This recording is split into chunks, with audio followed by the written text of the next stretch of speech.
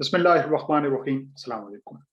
آج پروگرام یہ تھا کہ آپ سے مسئلہ فلسطین پر مزید گفتگو کی جائے۔ گزشتہ 2 اقساط میں جو مسئلہ فلسطین سے جو اس کی تاریخی اس کے حالات رہے، اس میں جو شواہد پیش کیے گئے، ان پر آپ سے بات ہوئی۔ اور آج کا پروگرام یہ تھا کہ جو مسئلہ فلسطین سے متعلق ایک ریاست یا 2 ریاستیں ہونی چاہیے، اس پر جو ماہرین کی رائے ہے، جو زمینی حقائق ہیں اور جو عالمی طاقتیں ہیں، ان کا موقف کیا ہے، یا فلسطینی کس حد تک اس پر راضی ہو سکتے ہیں، اس موضوع پر بات کرنا تھی۔ لیکن آج چونکہ نہ ہو سکی، تو آج جس موضوع سے متعلق بات کروں گا، اگرچہ وہ بھی مشرق وسطیٰ سے کی سیاست سے اور وہیں کے ایک اہم ملک سے وابستہ ہے، اور ایک انتہائی اہم کتاب کے ساتھ آپ کے پاس حاضر ہوا ہوں، تو اسی موضوع پر انشاءاللہ آپ سے بات کروں گا۔ آپ کو یاد ہوگا کہ 2015 میں جب صدر اوباما کی حکومت تھی، تو اس وقت ایران کی 5 سلامتی کونسل کے ممبران کے ساتھ بشمول امریکہ کی سربراہی میں دراصل ایک معاہدہ ہوا تھا، جسے ایرانین نیوکلیئر ڈیل کا نام دیا گیا، یعنی اسے کہا گیا کہ joint comprehensive plan of action, JSPA کا نام اسے دیا گیا۔ اور یہ کہا گیا کہ اس کے نتیجے میں ایران اپنی جو نیوکلیئر اس میں تنصیبات ہوں گی، اس میں سینٹریفیوجز کی مقدار کم کرے گا، اس میں جو اٹامک اس کا پروگرام ہے کہ جو اٹامک بم بنانے کے لیے استعمال ہو سکتا ہے، وہ نہیں بنائے گا۔ یہ ایک معاہدہ طے پایا، اور اس کے بدلے میں، اس کے صلے میں پھر امریکہ جو ہوگا وہ دیگر عالمی طاقتوں کے ساتھ مل کر اس پر جو معاشی پابندیاں عائد ہیں ایران پر، وہ بتدریج کم کی جائیں گی۔ تو یہ ایک معاہدہ طے پایا، 2015 میں معاہدہ طے پایا، 2017 میں پھر ایک انتہائی متشدد اور ایک انتہا پسند ذہنیت رکھنے والا شخص اقتدار میں آیا، جسے ٹرمپ کے نام سے جانا جاتا ہے۔ تو اس نے آ کر پھر اس معاہدے سے روگردانی کی، اور وہ لامحالہ وہ اسرائیل کے پریشر میں یہ کام کیا گیا، جس کے نتیجے میں پھر وہ امریکہ جو تھا وہ معاہدے میں شامل نہیں رہا، اور پھر اس کے چونکہ یہ معاہدہ ٹوٹ چکا تھا، یا اسے آپ یوں سمجھیے کہ معاہدے میں ایک اہم فریق جو اس میں نہیں رہا، تو پھر ایران نے اس بطور اس میں ریونج جو ہے وہ اپنی سینٹریفیوجز کی مقدار بھی، اور اس میں یورینیم کی جو مقدار تھی وہ اس میں انریچمنٹ وہ بڑھا دی تھی۔ یہ اس کی ایک سمری اور خلاصہ بنتا ہے۔ اب یہ دیکھنا پڑے گا کہ ایران اور امریکہ کے جو تاریخی حالات رہے، جو ان کے آپس میں روابط اور تعلقات رہی، وہ کیا تھے۔ اس موضوع پر اس مزید تفصیلات میں جانے سے پہلے میں جس کتاب کا آپ سے ذکر کرنا چاہوں گا اور آپ سے متعارف کروانا چاہوں گا، وہ ہے ڈاکٹر تریتا پارسی کی یہ کتاب ہے لوزنگ این اینیمی۔ اس کا جو مکمل اس کا ٹائٹل ہے وہ ہے Obama Iran and the ٹرائمف of diplomacy. یہ کتاب 2017 میں شائع ہوئی۔ اس کے جو مصنف ہیں تریتا پارسی، وہ ایرانین نژاد سویڈش شہری ہیں، یعنی سویڈن میں ان کی فیملی بہت پہلے آ چکی تھی۔ ان کی پیدائش اگرچہ ایران کی ہے، لیکن ان کی جو گروہ ان کا جو ان کی پرورش، ان کی تعلیم تربیت یہیں پر سویڈن میں ہوئی۔ ان کی PhD جو ہے وہ اسٹاک ہوم یونیورسٹی سے ہے، اور اس وقت وہ پروفیسر ہیں جانس ہاپکنس یونیورسٹی امریکہ میں۔ تو خاصا جانا مانا نام ہے اس موضوع پر۔ ان کی 2 پہلے بھی کتب آ چکی ہیں، ینگ ہیں، 40-45 کے قریب ان کی عمر ہے، اور اس موضوع پر خاصی ان کی دسترس ہے۔ اب یہ جو کتاب ہے، یہ ان تمام جو تفصیلات ہیں، جو اس تاریخی روابط رہے، اور جو امریکہ اور ایران نے دیگر عالمی طاقتوں کے ساتھ مل کر جو اس میں گفت و شنید ہوئی، مذاکرات ہوئے، اور اس میں تمام جو اس میں خدشات تھے، تحفظات تھے، وہ دور کرنے کی کوشش کی گئی، اور کیسے اس معاہدے تک پہنچنے کی کوشش ہوئی۔ اور اس راستے میں 2 جو اہم فریق تھے جنہوں نے رکاوٹیں ڈالنے کی کوشش کی، ایک تو اسرائیل تھا،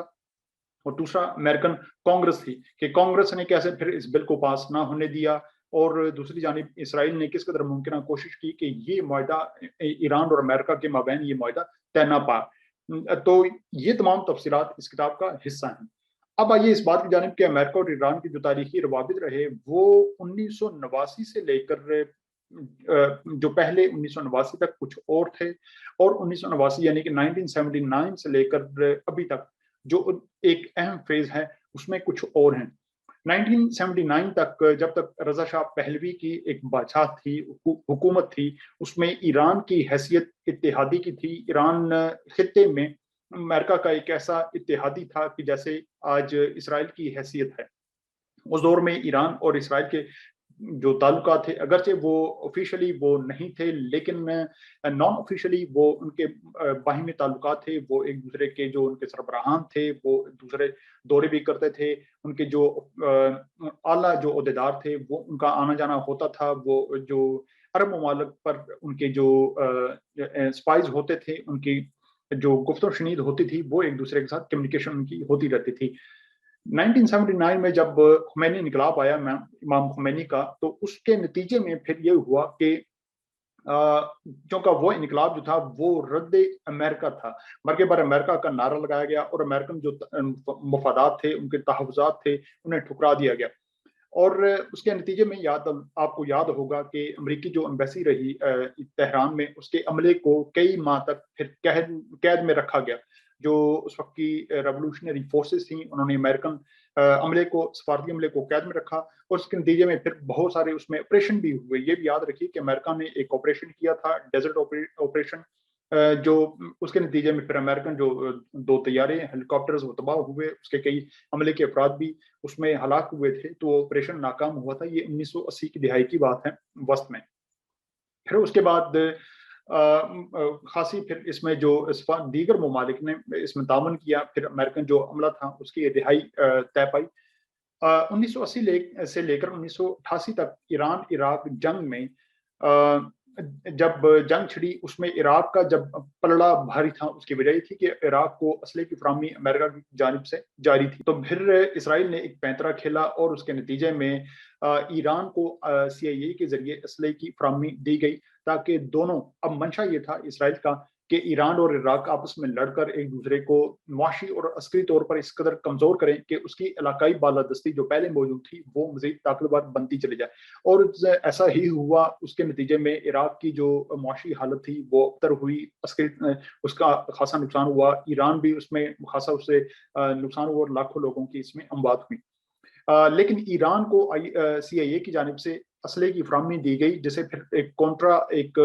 جو آپریشن کہا گیا اور یہ خاصا ایک بہت بڑا اسکینڈل بھی بنا کونٹرا اسکینڈل کہ کیسے پھر اسلحے کی فراہمی دی گئی امریکہ کی. لیکن وہ جب CIA کی رپورٹس امریکن کانگریس میں پہنچی تو پھر CIA کے جو تمام عہدیدار تھے جو اعلیٰ عہدیدار تھے انہیں فارغ کیا گیا. تو یہ ایک پہلا اس میں آپ سمجھ لیجئے کہ ایک تعاون تھا. پھر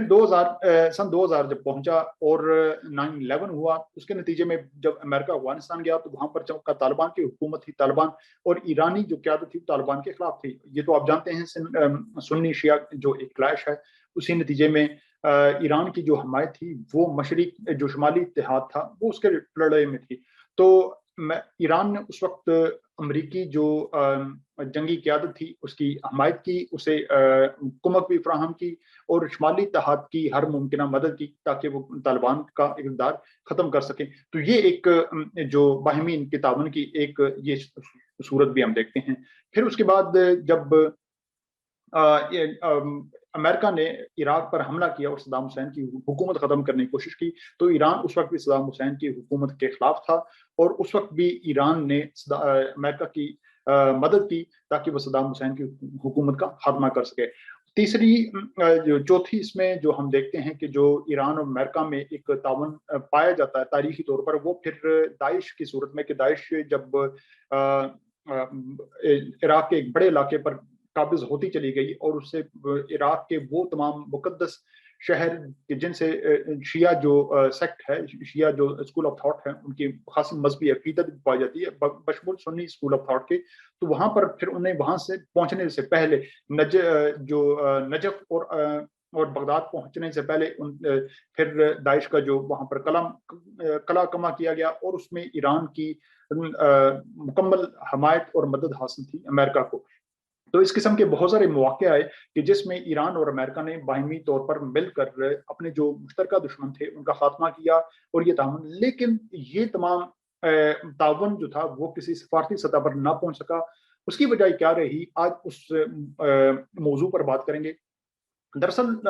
ایران ایک علاقائی طاقت تو آپ اسے قرار دے سکتے ہیں لیکن وہ اس قدر بڑی طاقت نہیں کہ وہ امریکہ کو عالمی سطح پر چیلنج کر سکے. علاقائی سطح پر ایران جو ہے وہ بالادستی چاہتا ہے. وہ چاہتا ہے کہ وہاں پر اس کی جو علاقائی قوت ہے اسے تسلیم کیا جائے لیکن یہ اسرائیل کی موجودگی میں ممکن نہیں. اسرائیل چاہتا تھا کہ علاقائی طور پر اس کی طاقت جو ہے وہ بالادستی رہے، اور کول وہ پنجابی جو شعر کے کہ گلیاں ہوں سنجیاں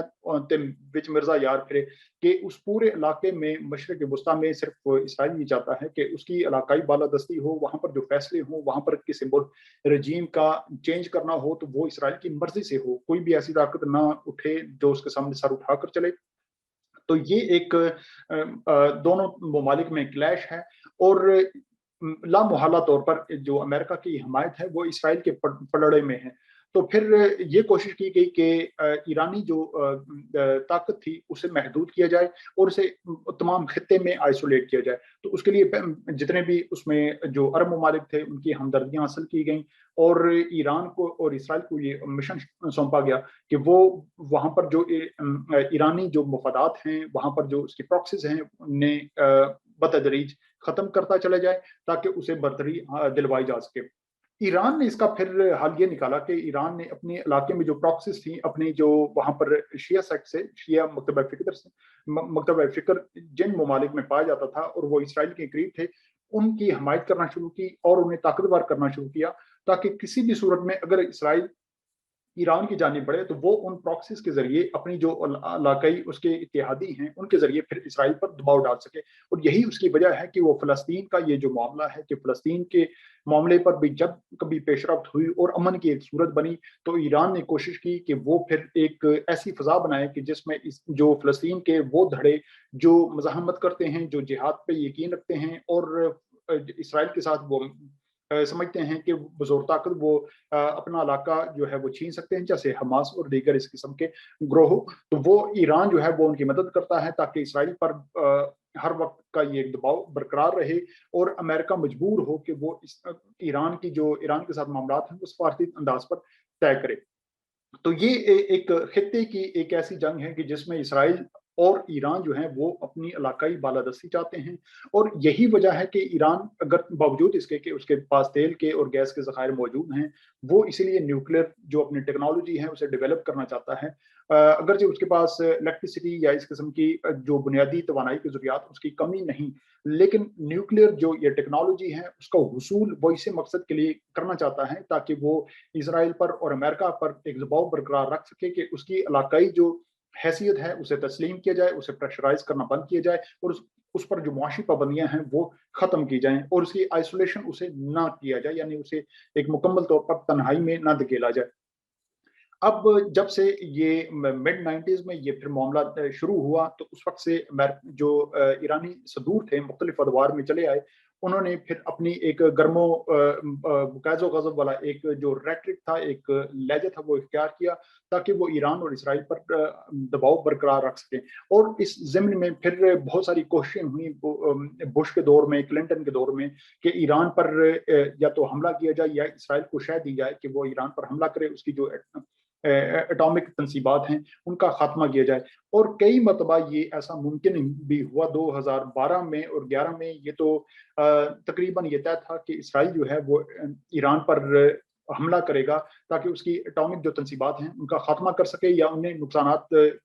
لمبے عرصے کے لیے انہیں نقصانات پہنچا سکے۔ لیکن پھر اس میں جو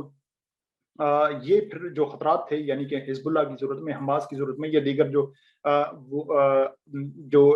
ایرانی اتحادی تھے ان کی صورت میں پھر اسرائیل کو خبردار کیا گیا کہ اگر ایسا کچھ ہوا تو اسرائیل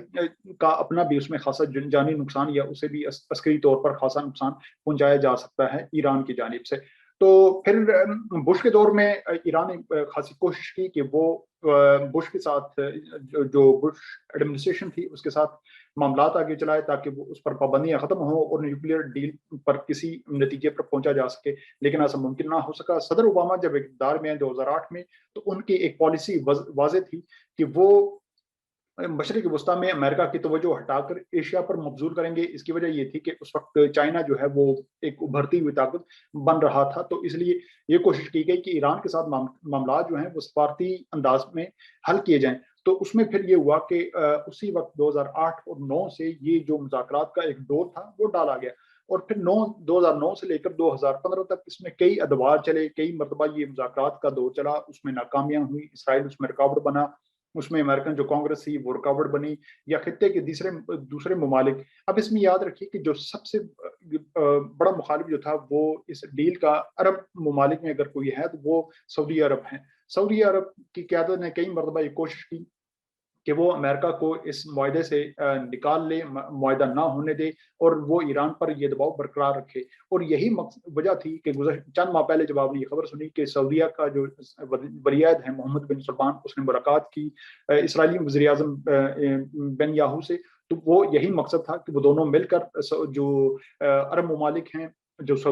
اسرائیل کے ساتھ تقریباً اب سفارتی تعلقات قائم کر چکے ہیں، وہ دونوں مل کر اسرائیل جو ایران کے علاقائی عزائم ہیں ان کے سامنے رکاوٹ بن سکیں. یہ تمام معاملات طے پائے. پھر اس میں کئی ادوار ہوئے 2015 تک سے پہلے، جب تک اس امریکہ نے پابندیاں عائد کی رکھی اور مذاکرات میں شامل نہیں ہوا تھا، اس وقت تک ایران کے جو سینٹریفیوجز کی تعداد تھی وہ 200 تھی. جب امریکہ نے اس پر پابندیاں لگائیں تو کچھ ہی سال میں، یعنی کہا جاتا ہے کہ 10 سال سے بھی کم مختصر عرصے میں، جو ایرانی سینٹریفیوجز کی تعداد تھی وہ 200 سے بڑھ کر 20,000 تک پہنچ چکی تھی. یورینیم کی جو افزودگی تھی وہ 70% سے بڑھ چکی تھی، اور وہ قریب یہ تھا کہ وہ اپنا اٹامک جو پروگرام ہے اٹامک بم بنانے کا، وہ اس کے قریب پہنچ چکے ہیں. تو یہ تمام یہ صورتحال واضح ہو چکی تھی. 2015 میں جب یہ معاملات طے پائے تو اس میں جو شرائط طے پائیں وہ یہ تھی کہ سینٹریفیوجز کی جو تعداد 20,000 ہے اسے کم کر کے 6,000 سے کم کیا جائے گا، اور ان میں جو یورینیم کی افزودگی ہوگی وہ لو رچ ہوگی، یعنی کہ اس کی جو رچ کرنے کی، اسے زرخیز بنانے کی جو مقدار ہوگی وہ 5% سے 20% تک ہوگی، کہ جس سے اٹامک بم کی جو اس کی پروڈکشن ہے، جو اس کی پیداوار ہے، وہ نہیں ہو سکتی. ایران کا موقف یہ تھا کہ اس کا حق ہے کہ اسے نیوکلیر ٹیکنالوجی اس کا حصول، اس کا حق ہے تاکہ وہ اپنی انرجی کی جو ضروریات ہیں وہ پوری کریں. اور اس کی صورت میں اگر امریکہ اگر کسی معاہدے تک پہنچ جاتے ہیں جو 14 جولائی 2015 میں طے پایا، تو اس میں پھر جو اس میں یو این کے جو انسپیکٹرز ہوں گے وہ وقتاً فوقتاً آ کر تمام جو تنصیبات ہوں گی ان کا معائنہ کریں گے. سینٹریفیوجز کا جو مقدار کم ہوگی، اور اس میں جو یورینیم کی جو انریچمنٹ ہوگی اس کا بھی جائزہ لیں گے. اور اس کے فور بعد، یعنی جب تمام انسپیکشن مکمل ہوگی تو امریکن اور دیگر جو عالمی طاقتیں ہیں ان کی جو معاشی پابندیاں ہیں وہ بھی بتدریج کم کی جائیں گی، تاکہ جو ایران کی جو اس کی معاشی سرگرمیاں ہیں، چاہے وہ بینک کے ذریعے ہوں، چاہے وہ تیل کی پیداوار ہو انٹرنیشنل مارکیٹ میں بیچنے کی، وہ تمام معاشی سرگرمیاں دوبارہ سے شروع ہو سکیں. لیکن ہوا یوں کہ 2015 میں جب یہ معاہدہ طے پایا، ایران ان شرائط پر عمل اس نے شروع کر دی، اور یو این کے جو اس میں انسپیکٹرز تھے اور 4 دیگر جو عالمی جو طاقتیں تھیں، جس میں فرانس، برطانیہ، چین اور روس بھی، اور اس میں ایک اضافی جو اس میں فریق تھا وہ تھا جرمنی. ان تمام 5 اقوام نے اس بات کی تصدیق کی کہ ایران جو ہے وہ اپنے طور پر شرائط پر عمل کر رہا ہے. تو پھر 2017 میں حکومت چینج ہوئی، اور اس کے نتیجے میں جو ایک سخت گیر، انتہا پسند، ایک وائٹ نیشنلسٹ جب اقتدار میں آیا، جسے ٹرمپ کے نام سے جانا جاتا، تو اس نے پھر معاہدے سے علادگی اختیار کی، اور وہ اسرائیل کے دباؤ میں آنے کے بعد تو پھر ایران نے بدلے کے طور پر اس میں جو اپنے طور پر پھر اس نے یورینیم کی جو افزودگی تھی اس کی مقدار بھی بڑھا دی. تو ابھی جو صورتحال ہے کہ جب ٹرمپ کا 4 سالہ اقتدار ختم ہوا اور جو بائیڈن اقتدار میں آیا، تو جو بائیڈن کا یہ کہنا ہے کہ وہ دوبارہ سے اب نئے سرے سے مذاکرات شروع کرے گا، اور کوشش کرے گا کہ امریکہ اور ایران کے درمیان یہ معاہدہ کسی حتمی نتیجے تک پہنچ سکے. تو یہ اس کتاب کا ایک لب لباب ہے. اس کتاب کا دراصل یہ کتاب جو ہے تمام مذاکرات کا یہ احاطہ کرتی ہے جو امریکہ اور ایران کے مابین ہوئے. اب اس میں بہت ساری دلچسپ باتیں ہیں، ایسی بھی باتیں ہیں کہ جس میں چھوٹی چھوٹی اس میں تفصیلات ہیں جو پڑھنے سے تعلق رکھتی ہیں، اگرچہ اس سے ایک بلاک میں ان تمام تفصیلات کو شامل نہیں کیا جا سکتا. لیکن آئندہ آنے والے دنوں میں جب بھی کبھی اس موضوع پر بات ہوگی تو اسی کتاب سے کچھ اقتباسات جو ہیں وہ آپ کے ساتھ شیئر کرتا رہوں گا. اب آج کے لیے اجازت، بہت شکریہ.